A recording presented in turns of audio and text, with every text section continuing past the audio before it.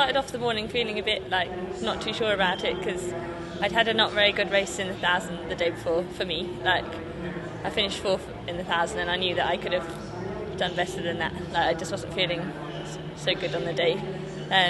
So this morning before the 500 I had to like forget about all the 1,000 and put that behind me and try and like just really focus on the 500. And I think it was a bit easier to focus on it because we've done a lot more training in for the 500 over the last few weeks, months, or year.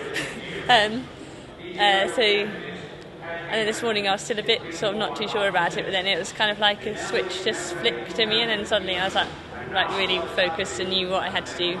And then I went out and I was just focusing on myself and like paddling down my lane and doing the best race I could. And then I got over the finish line and I knew I didn't know where I'd come, but I knew that I couldn't have done any more, and that was it. So I didn't care what the result was because I'd had the best race I could have had right now.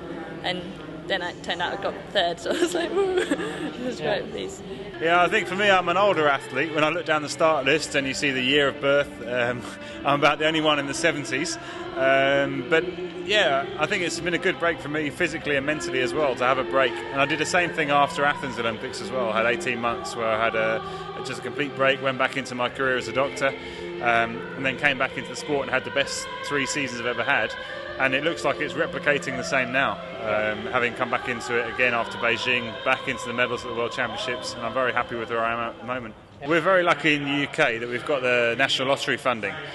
For me, it's made a massive difference because it meant that I could afford to take time out from my career as a doctor to be a full-time athlete. And it's proven that my results have been better as a full-time athlete than when I was trying to work part-time and trying to compete and train and everything. So for us, for the support from the UK Sport and the lottery funding, and then obviously now with some sponsors since Beijing, it means that I can be a full-time athlete. I can apply 100% of my effort into my training and into getting me to be the fastest and the best athlete I can be when I represent Great Britain. Is our coach. He's taken it, he spoke to us, we talk about the training, and we've solely concentrated on the 200, where a lot of other countries are both doing the 1,000 and the 200, where us as a group solely focus on the 200 metres. Okay. If you see how close the gaps are, you don't have to get a lot wrong to be not winning. So I think it's just Alex getting everything right, getting all the small, simple things right. It's made a difference. Yeah. Down the 200, you're really focused on the finish line, so you're doing your own race plan and you're not looking around. So you're just doing your best race, and when you come across the line, sometimes you do know it, and then sometimes it's a bit nerve-wracking waiting for the results to pop up on the board. Yeah, I never know.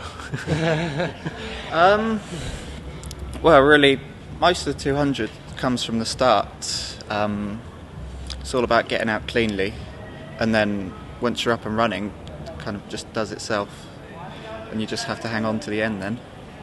Quite worn out. I had quite a busy weekend because I was doing the K4 as well, so I had quite a lot of races over the 4 days.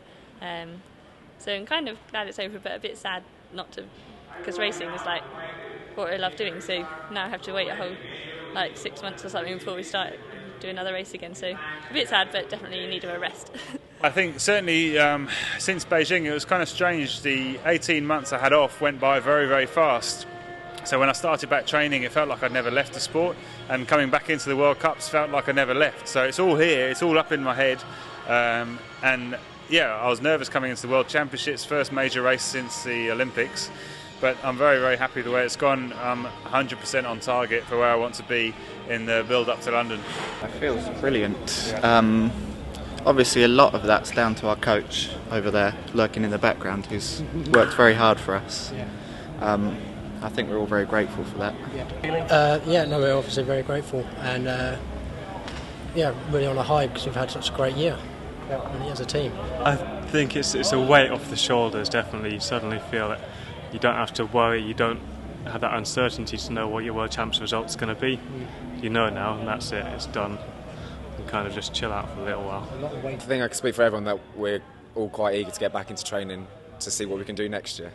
Because this is a great eye-opener to see what we've done here, and I know for myself, I'm really excited about next year. I just want to train harder and harder and harder.